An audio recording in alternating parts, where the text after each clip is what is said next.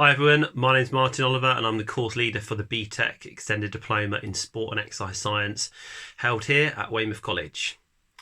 So this course is the equivalent of 3 A-levels and is a vocational option for anyone looking to pursue a career in physiotherapy, sports psychology or physiology, any sports science field that is out there, potentially also sports coaching, gym instructing, personal training and PE teaching. This will give you a good balance of theoretical and practical learning in order to give you the knowledge you need to pursue a career in those different areas. Okay, so I'm going to talk through the different units you'd study across the qualification during this short clip. So functional anatomy, okay, is one of the units you do in year 1, which has an external assessment linked in with it. You learn about how the body works, all the different body systems, how as well your body works in terms of its response to physical activity and exercise. Applied sport and exercise psychology, so how the mind works, okay, motivation, people's behaviours, personality traits, coping with pressure, everything will be sort of covered in that particular unit. And again, there's an external sort of synoptic assessment associated with that unit. You do applied research methods in year 1, so that's a great opportunity for you to learn about the skills, how to devise your own hypotheses regarding a particular investigation you may be doing, and that links into year 2 of your course. You do coaching for performance and fitness, so that is obviously quite a practical unit where you learn about the skills of being a coach, okay, and having teamwork and leadership skills and communication skills to enable you to be the best you can be, really, in that particular career field in sports coaching. Then we've got physical activity for individual and group-based exercise.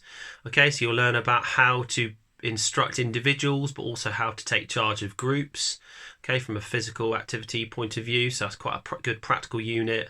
And then we've got social cultural issues in sport and exercise, as well as one of your year 1 units where you're learning a bit more about sort of the philosophy and ethics and understanding sport in a lot more depth. On top of that, as we move into year 2, okay, you do another sport physiology unit. Okay, so that looks in depth at how the body responds to acute and chronic adaptations. Okay, how your systems evolve according to training, and it goes into a lot of depth for that particular unit of study. Okay, where there's an external assessment again associated with it. You've got field and laboratory based fitness testing, okay, where you learn how to test different fitness components, okay, which can then be applied to a range of different sports and physical activities. Specialised fitness training, so that's a great unit for being able to learn about all the different methods of training that there are out there to benefit either individuals developing their own health and well-being or sports performers in a practical and individual environment. Also research project, okay, so building your skills from year 1 with the research method. You'll do a project in a topic of your sort of chosen area of field or something you're interested in. Another unit, nutrition, okay, in sport and exercise performance. So this is an externally assessed unit where you get a synoptic case study which you will be evaluating, and through this unit you will learn in a lot of depth about nutrition for certain activities and sports, okay, health and well-being in general, and everything which will cover nutrition and fueling sports performance and exercise. Technology in sport and exercise, you'll be looking at as one of your particular units on the sport and exercise science.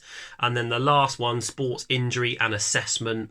As I said, physiotherapy is one of the career paths which this course can give you a lot of really good detailed knowledge in. So you've got an opportunity with that particular unit to learn in more depth about sports injuries and how you'd assess them and potentially prevent them as well.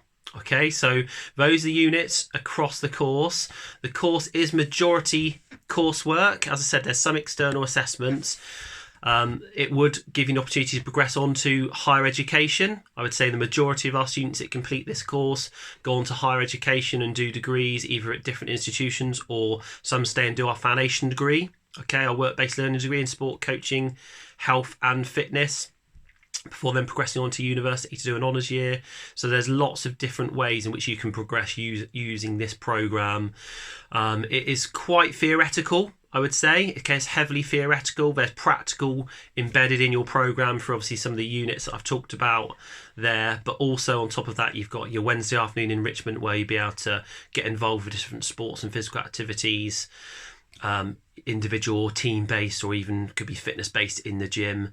Additional qualifications on top of this qualification is you do a sports leadership qual in your first year. Okay, so you get an opportunity to do your sports leaders, and also across the 2 years you'll be doing a work experience placement. Okay, so that is going to give you obviously opportunity to work alongside employers. Okay, we have lots of industry speakers come in as well as part of the programme, so that will help sort of broaden your horizons in terms of what is out there in careers in sport and exercise and health and fitness in general.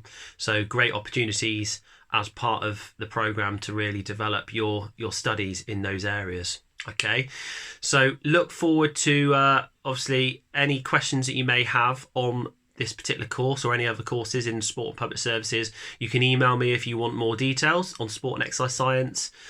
My email is martin_oliver@weymouth.ac.uk. I recommend you apply online as early as you can, because our courses are exceptionally popular, and obviously you need to make sure that you get your applications in early.